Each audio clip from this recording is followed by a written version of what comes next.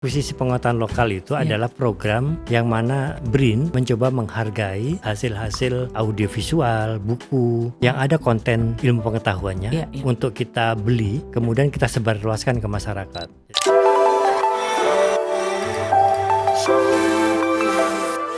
Hai, apa kabar? Senang sekali pada kesempatan kali ini saya Indi Bares bisa hadir lagi di atas meja makan. Meskipun aku tidak duduk di atas meja makan, nanti bisulan, tapi yang penting di sekitar ini kita akan terasa lebih dekat lagi, akan ngobrol-ngobrol lagi bersama dengan kamu-kamu, dan tentu masih spesial bersama dengan BRIN ya. Nah, buat teman-teman nih yang sekarang ini mungkin lagi punya rencana, waduh, selain rencana mau nikah, rencana mau apalah-apalah, mungkin sudah berniat untuk pengen bikin startup. Wih, cakep banget. Terus lagi mikir, aduh kan segala-gala perlu modal ya, perlu dana. Tenang, segala sesuatu pasti ada solusinya. Nah sekarang ini ternyata kita bisa dapat suntikan, bukan vaksin, kita bisa dapat suntikan dana dari BRIN. Hah? Yang bener Londi, pasti lo ngomong gitu kan. Tenang, karena ada bapak aku yang ada di sini akan menjawab semuanya. Langsung kita akan ngajak semua teman-teman untuk ngobrol bersama dengan Bapak Agus Haryono selaku PLT Deputi Fasilitasi Riset dan Inovasi dari BRIN. Pak Agus, apa kabar? Geng tepuk tangan buat Kasih. yang terhebat pada kesempatan kali ini. Tahu nggak Pak, Bapak saya duduk di sini depan Bapak, saya ndredeg loh. Kenapa? Karena sebelum syuting tadi, Bapak bilang, saya tuh ngefans banget sama Mbak Indi. Aku jadi takut salah. Jujur. Tapi mudah-mudahan ini nggak salah obrolan kita bersama dengan Pak Agus. Aku panggilnya apa nih? Pak Prof, Pak Agus. Pak Agus aja. Pak Agus ya. Oke. Ngobrol dengan Pak Agus kalau kita bicara seputar dana dan lain sebagainya. Karena kalau mau sosok pinter dikit ya Pak, tadi kan saya sempat lihat-lihat, sempat cek-cek, wih ternyata sejak tahun 2021 BRIN ini sudah membuka 7 skema pendanaan riset dan inovasi. Bapak mungkin kaget ya, mungkin tahun 2000-an ketemu saya kita nggak ngobrol begini ya Pak. Tapi kan orang pasti ada evolusinya ya Pak, ada perubahan. Nah saya sekarang pengen tahu banget nih seputar masalah BRIN. Jadi 7 skema pendanaan riset dan inovasi, nanti Bapak tolong koreksi ya. Ada flagship prioritas riset nasional, betul Pak? Betul. Benar dan betul maksudnya. Ada pendanaan perusahaan pemula berbasis riset, ini canggih banget. Terus ada fasilitasi hari layar tahun 2002 sampai 2024, pendanaan riset penanganan COVID-19, fasilitasi pusat kolaborasi riset, pendanaan ekspedisi dan eksplorasi tahun 2022 sampai 2024, dan juga fasilitasi pengujian produk inovasi kesehatan. Padahal kan BRIN ini usianya masih muda banget. Betul. Seperti aku ya Pak ya. Sama seperti saya juga. Sama Bapak juga. Tapi kayaknya segala sesuatunya sudah punya langkah yang cukup besar dan tujuannya memang untuk memajukan dan memberikan wadah kepada mereka-mereka dalam bidang riset. Nah, yang saya sempat tadi dapat info bahwa sebelum menuju ke masalah startup, sebelum masalah ke pendanaan, kenalkan juga teman-teman yang ada di luar sana Pak. Sebetulnya seperti yang tadi saya kenalkan kepada teman-teman, posisi Bapak Deputi Fasilitasi. Memang asing buat saya dan juga mungkin buat teman-teman. Bapak boleh bantu jelaskan dulu. Di BRIN itu ada 7 deputi. Dan kami di Deputi Fasilitasi itu kalau di perusahaan boleh dikata ini deputi investor, deputi yang memfasilitasi termasuk pendanaan, memfasilitasi pendaftaran kekayaan intelektual, memfasilitasi segala hal itu kami yang memfasilitasi. Maksudnya memfasilitasi itu gimana Pak? Memfasilitasi pendanaannya termasuk. Itu yang paling penting yang tepat nih kalau bicara dana tuh mata saya nggak redup loh Pak. Langsung melek gitu ya. Langsung melek, iya bener. Oh gitu Pak, jadi difasilitasi segala sesuatunya. Tadi Mbak Indi sudah menyampaikan 7 skema ya sekarang. Dan sekarang kita menambah lagi 2 skema. Dan kita ditugaskan oleh pimpinan BRIN untuk meng-create skema-skema baru, termasuk matching fund dengan funding agensi dari luar negeri. Oh gitu, berarti bertambah lagi ya Pak? Bertambah terus, dari tahun ke tahun nanti akan bertambah. Tahun ke tahun akan bertambah. Nah, jadi jadi disitulah tugas dari Deputi Fasilitasi itu memfasilitasi pendanaan atau investor. Perlu ada persyaratan tertentu nggak sih Pak untuk memilih dan melihat kira-kira pihak mana atau lembaga mana yang perlu difasilitasi? Di tiap-tiap skema pendanaan itu ada syarat-syaratnya. Dan masing-masing syarat itu tergantung dari tujuan dari skema pendanaan. Seperti skema startup tadi Mbak Indi sampaikan. Iya. Skema startup yang perusahaan pemula berbasis riset. Iya. Itu syaratnya adalah dia harus menggandeng periset BRIN. Oh, jadi nggak bisa sendiri ya Pak? Nggak bisa sendiri. Mengapa demikian? Karena kita tidak ingin kecolongan ternyata hasil risetnya itu sesuatu yang melanggar etika, sesuatu yang melanggar perizinan dan sebagainya, dan tidak well proven secara saintifik. Oleh karena itu periset BRIN harus ikut bersama-sama mendorong startup tersebut misalnya. Meskipun kita bicara soal kreativitas kan itu tidak bisa dibendung dan tidak bisa dibatasi ya Pak, tapi tetap harus ada aturan-aturan tertentunya. Salah satunya apa Pak? Yang standar yang mungkin bisa diketahui sama teman-teman? Ya kalau yang riset misalnya flagship prioritas riset nasional. Salah satu syaratnya adalah dia harus berpendidikan S3 minimal sebagai pengusul. Ya kalau saya D3 nggak bisa ya Pak. Saya D3 dorong-dorong dus loh Pak. Lumayan ya Pak. Lumayan. Oh jadi harus S3. Ya kalau untuk yang skema riset ya. Ada lagi skema yang pengujian produk inovasi kesehatan. Jadi produk kesehatan seperti obat, vaksin, alat kesehatan, itu sebelum menuju ke izin edar harus ada uji-uji tertentu. Kami memfasilitasi uji-uji tersebut termasuk uji klinis, uji praklinis, meskipun biayanya puluhan miliar kita fasilitasi, dan itu harus menggandeng industri. Ada pihak lain lagi. Ada pihak lain yang ikut terlibat sehingga nanti akhirnya sharing pendanaan juga, sharing fasilitas dengan industri, dengan BRIN gitu. Seandainya nih Pak, ini udah jalan nih ya, dengan riset ini gitu ya, terus menggandeng industri dan lain sebagainya. Ternyata pada saat tengah jalan tidak layak untuk diedarkan, itu mungkin terjadi nggak Pak? Mungkin. Jadi tapi kami meminta industrinya untuk berkomitmen memasarkan. Ya.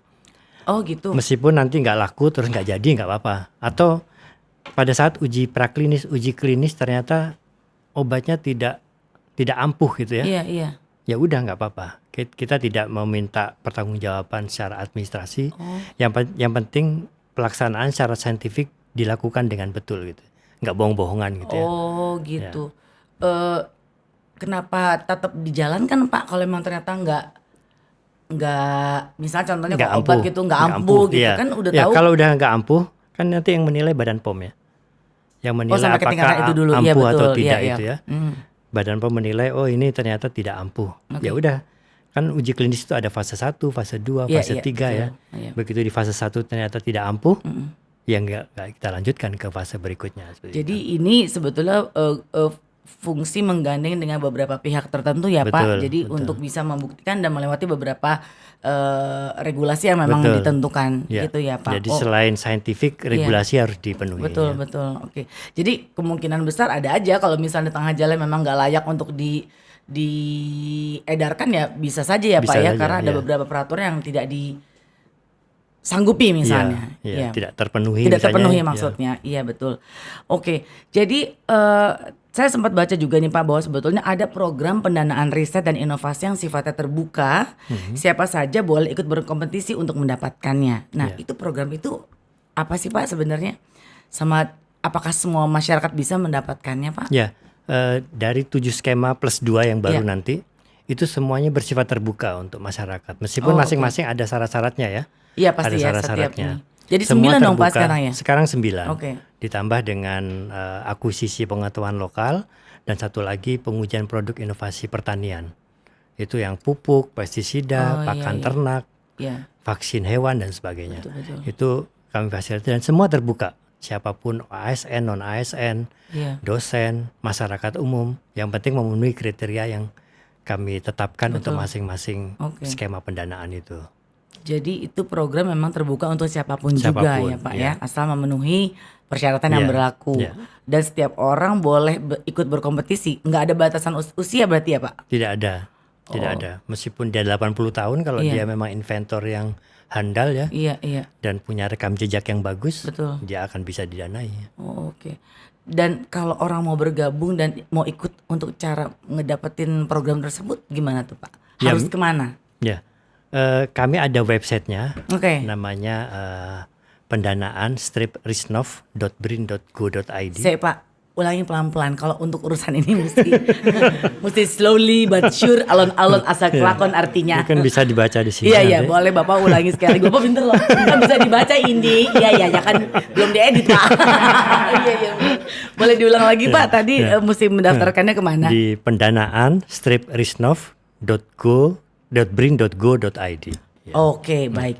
Jadi sebetulnya tinggal mengunduh di website tersebut ya Pak. Mendaftarnya juga melalui di situ. Mengupload proposal juga di situ. Oke. Pak, sejauh ini upaya untuk mengenalkan atau menarik minat publik untuk ikut dalam skema pendanaan tersebut kira-kira apa saja Pak? Kita melalui webinar, kemudian melalui blasting di media sosial ya. Tidak hanya di WhatsApp tapi juga di Instagram, di media sosial lainnya. Kemudian secara tatap muka juga kita lakukan juga. Tatap muka itu kepada di mana dan bagaimana Pak untuk bisa? Biasanya untuk pendanaan yang sifatnya spesifik seperti hari layar ya. Hari layar itu kan sifatnya spesifik rata-rata untuk Fakultas Kelautan, Perikanan. Jadi kita kumpulkan. Jadi disesuaikan gitu ya. Sedaerah misalnya se-Jawa Barat kita kumpulkan, kemudian kita berikan sosialisasi. Oh, banyak Pak peminatnya?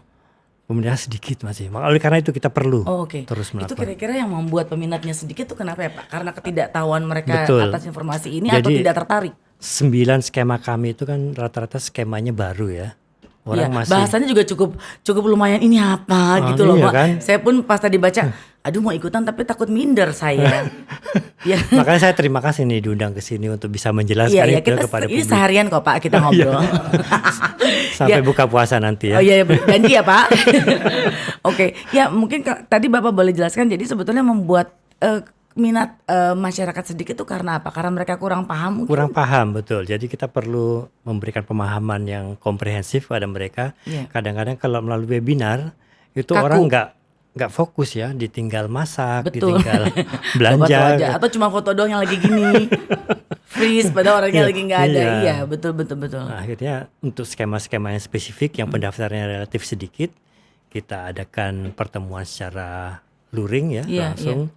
Dan kita adakan workshop di saat itu juga diminta membuat proposal gitu ya. Iya. Sebetulnya kalau pengenalan program ini kepada masyarakat sudah kena targetnya sih enak ya Pak ya. Karena sayangnya mereka mungkin masih terlalu awam dan kurang mengerti kali ya sebetulnya ini apa sih yang dimaksud dengan BRIN itu sendiri, lalu memfasilitasi apa saja gitu ya Pak ya. Oke, seandainya ini Pak, ini kan BRIN baru setahun ya? Setahun. Ini kan langkah yang sudah dilakukan udah banyak banget ya kalau saya perhatiin gitu. Nah, ada rencana untuk kira-kira untuk kedepannya supaya pengenalan kepada masyarakat lebih kena lagi? Ada nggak Pak yang mau dilakukan? Kita ingin mencuplik success story dari per skema tersebut ya. Success story behind mereka ya Pak. Iya betul. Dengan begitu nanti orang akan tertarik untuk ikut serta karena ada contoh yang sukses di situ ya, yang konkret, yang nyata. Betul. Dan ini kita lihat kemarin yang pendanaan perusahaan pemula berbasis riset yang startup itu, kita cuplikan contoh startup yang cukup mengena buat masyarakat untuk terinspirasi begitu ya. Dan ternyata setelah itu banyak mendaftarnya ya. Oh, orang mesti lihat contoh dulu sih ya Pak. Iya. Ya, demikian juga dengan pusat kolaborasi riset yang awalnya pesertanya pendaftarnya hanya 15. Setelah kita 15 dari seluruh Indonesia? Betul. Kita cuplikan contoh yang berhasil di batch kedua ini langsung naik. 175 yang daftar. Oh, hebat banget. Berarti memang kita mesti mencari banyak cara untuk mengenalkan ini kepada masyarakat ya Pak. Ya. Dan kayaknya untuk anak-anak muda di zaman sekarang mereka tuh canggih-canggih ya Pak dengan berbagai idenya dan mampu menghasilkan segala sesuatunya ya. Sayangnya harus digandeng dengan pihak yang berkompeten ya Pak ya. Betul. Oke, baik. Jadi nah kalau kita balik lagi tadi Pak waktu saya tanya upaya menarik minat publik untuk ikut dalam skema pendanaan, ada web khususnya nggak atau sama dengan seperti tadi web yang tadi Bapak sampaikan di pendanaan yang sebelumnya? Di web kami ada ya. Ada di situ semua informasinya. Tapi kalau ingin tahu terkait dengan konten dan sebagainya itu ada di Instagram BRIN ya. BRIN. Ya, Oh, oke. Nah, jadi sebetulnya teman-teman bisa memanfaatkan semua platform yang ada ya, istilahnya ya, karena untuk BRIN ini sebetulnya kan bukanlah sesuatu yang baru di negara kita ya Pak. Sebenarnya kan ini udah lama ya, cuman kayaknya baru digaspolnya nih baru 1 tahun terakhir ini. Dan ternyata ini adalah sebuah lembaga yang memberikan kesempatan buat kita yang muda dan yang pernah muda untuk bisa tetap berkreasi dan melakukan step-step yang baik atau step-step yang lebih maju untuk memberikan hasil riset yang bisa dipatenkan. Itu ya Pak. Oke. Jadi kalau bicara soal web khusus bisa langsung dilihat aja, langsung ada di Instagramnya, bisa diupdate terus di sana ya Pak ya. Oke. Pak, kalau bicara soal pendanaan, berarti pendanaan tersebut dari APBN kah atau gimana? Jadi pendanaan kita itu ada 2 source ya. Yang pertama dari APBN rupiah murni. Itu di Deputi Fasilitasi ada 190 miliar. Kemudian kita juga ada dana abadi penelitian. Oh, ini maksudnya gimana nih? Dana abadi penelitian itu Kementerian Keuangan itu spend money di dana abadi. Kemudian imbal hasilnya itu digunakan untuk penelitian. Dan tahun ini besarannya 575 miliar yang kita alokasikan untuk skema-skema ini. Jadi 575 plus 190. Berapa tuh Pak? Nah itu. Coba kalau dana itu ada tapi tidak digunakan. Betul, ya kan ya Pak, sayang banget. Dari skema 7 tambah 2 tadi 9 tuh semua disediakan untuk membantu pendanaan mereka-mereka yang mau melakukan riset. Iya kan. Mungkin masih awam kali ya Pak kalau untuk tapi ini memang kita tidak di-push untuk menghabiskan uang itu. Iya. Tapi kita di-push untuk mempertahankan standar kualitas dari proposal yang akan kita terima. Jadi meskipun proposalnya banyak tapi kalau kualitasnya rendah, kita tetap memilih yang terbagus meskipun mungkin anggarannya tidak terpakai semua. Iya. Jadi pada prinsipnya sebetulnya masyarakat harus bisa lebih teredukasi ya dengan informasi seperti ini, bahwa sebetulnya dari pihak BRIN pun sudah memberikan fasilitasi untuk pendanaan ya Pak. Terbuka luas untuk semua anak-anak muda dan yang pernah muda. Iya, seperti kakak kita ya Pak. Iya, karena ini menarik sekali loh. Sebetulnya saya aja baru beberapa kali kita ngobrol soal BRIN ini ya teman-teman. Banyak hal yang membuat kita tuh jadi punya harapan baru, angin segar bahwa setiap orang bisa dan punya hak untuk bisa melakukan sebuah kreativitas ya Pak. Berhasil membuat sebuah riset dan dipatenkan kan bisa berguna buat orang lain juga dan membanggakan diri kita sendiri. Apalagi sekarang ini sudah ada pendanaan yang akan difasilitasi oleh BRIN untuk mereka-mereka yang kira-kira berpikir pengen mulai startup, mau bikin usaha startup gitu. Jadi bukan cuma sekedar hayalan, coba tahu bisa jadi kenyataan. Nah, bocoran dong Pak, kira-kira Pak tips supaya sukses mendapat pendanaan dari BRIN itu apa sih kira-kira? Yang paling penting itu adalah rekam jejak. Rekam jejak si pengusul ya. Jadi harus dibuktikan di dalam proposalnya itu yang bersangkutan memang sudah lama mengerjakan hal itu. Bukan orang yang instan membuat proposal baru yang dia belum pernah melaksanakan topik itu sebelumnya. Jadi itu poin paling besar di penilaiannya. Selain itu nanti ya isi proposalnya ya. Kemudian output yang dijanjikan, semakin tinggi output yang dijanjikan, tentu kita sebagai investor akan tertarik untuk membiayai kan ya. Iya betul. Karena ini kan rekam jejak itu adalah bukti dari hasil kerja kita ya Pak, istilahnya. Dan pembuktian apa yang sudah kita lakukan gitu kan. Misalnya kalau selama ini dia berkecimpung di usaha bidang kuliner, makanan, tiba-tiba dia mendaftarkan proposal di bidang otomotif misalnya. Kan jauh jadi. Atau mungkin kulinernya dia mau bikin spare part dari barangkali nggak tahu, setir mobil dari mobil singkong mungkin misalnya.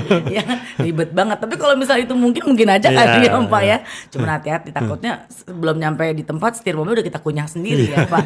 Iya. Karena kebanyakan tuh kalau dari hayalan itu Pak kadang jadi berpikir ini kalau bisa bikin ini bisa bikin ini. Yang penting mungkin kreativitas itu ya. Bukti dari kreativitas itu. Jadi rekam jejak itu yang penting.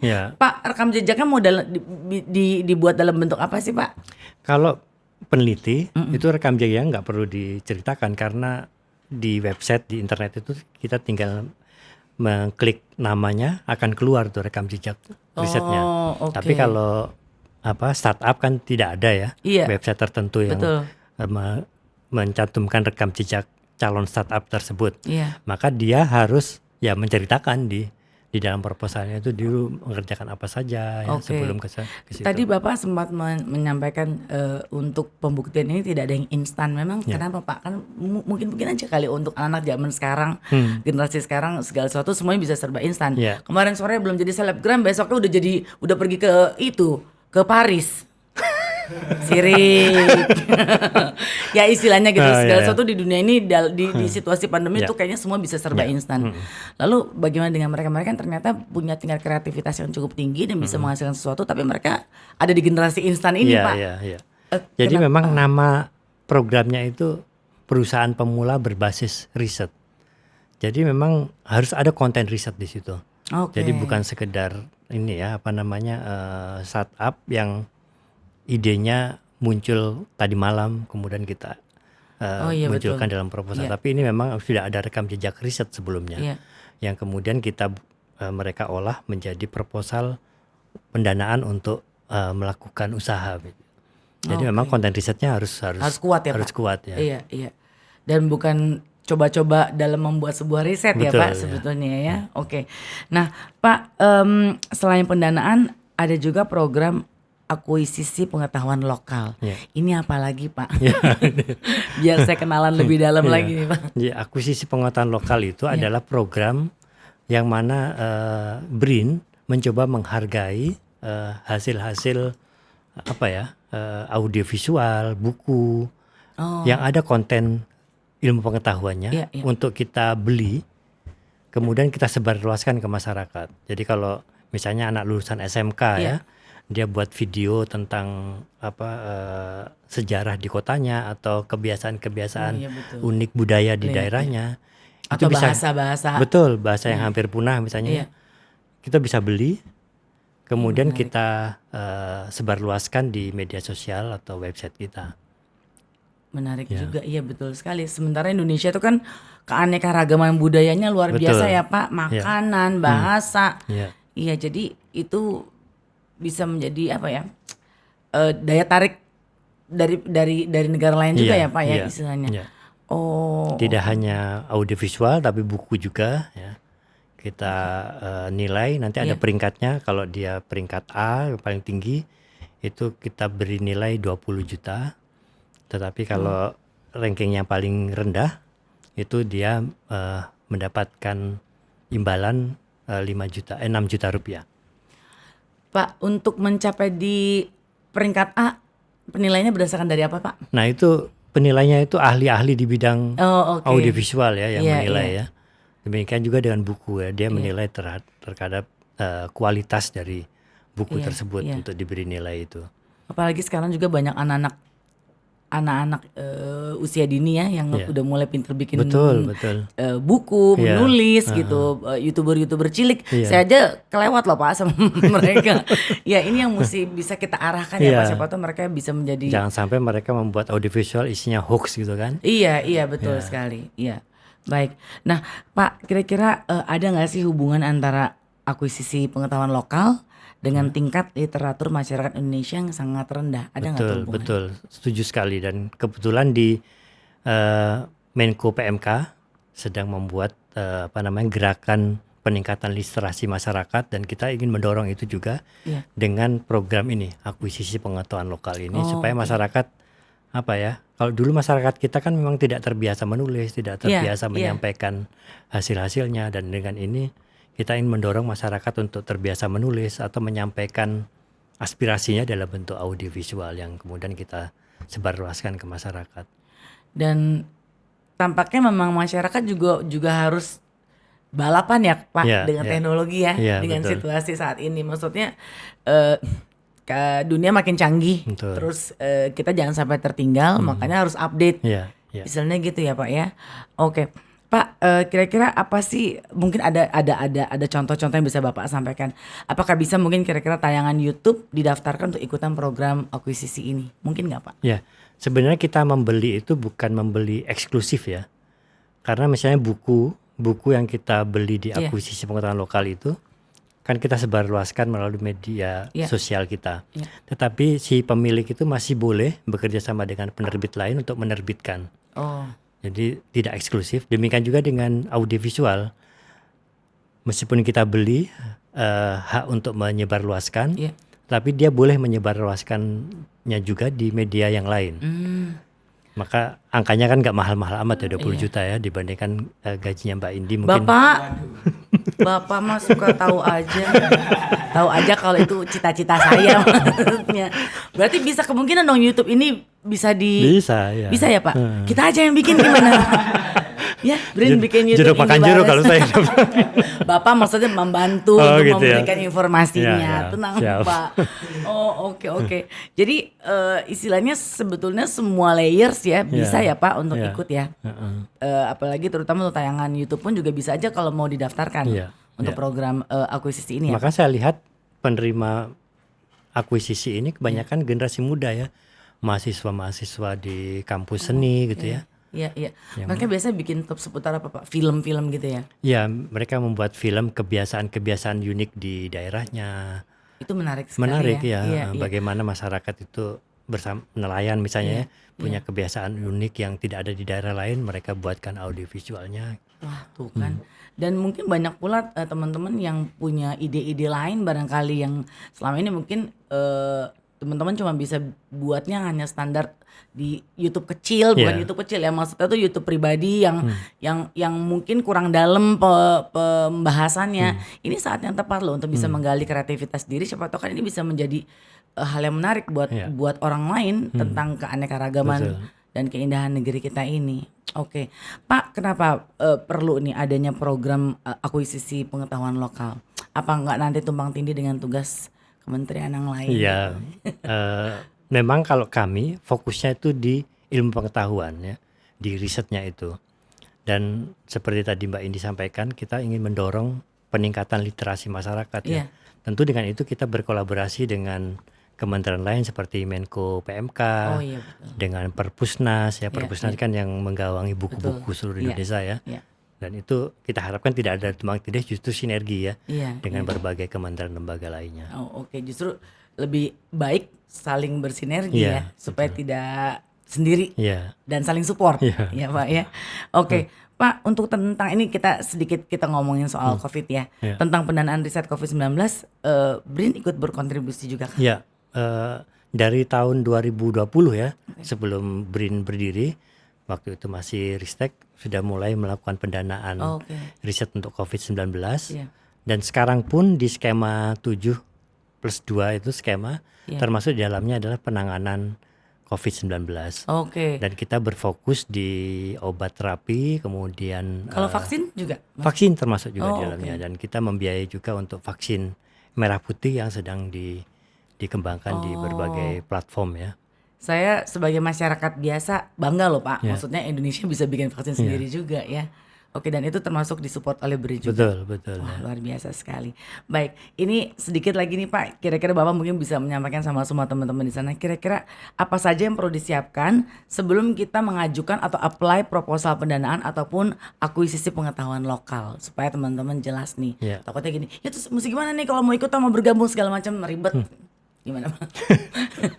Anak sekarang kan suka ribet duluan padahal fasilitasnya udah ada. Betul ya. Gimana Pak? Belum apa-apa udah ribet ya. Dan yang paling sebel itu mereka itu baru ngerjakannya di 1 hari 2 hari sebelum penutupan. Iya, tapi tipikal anak-anak sekarang gitu kali ya Pak ya, senangnya last minute, padahal idenya tuh luar biasa. Iya betul. Jadi akhirnya pada nelpon WA, Pak minta diperpanjang dong gitu.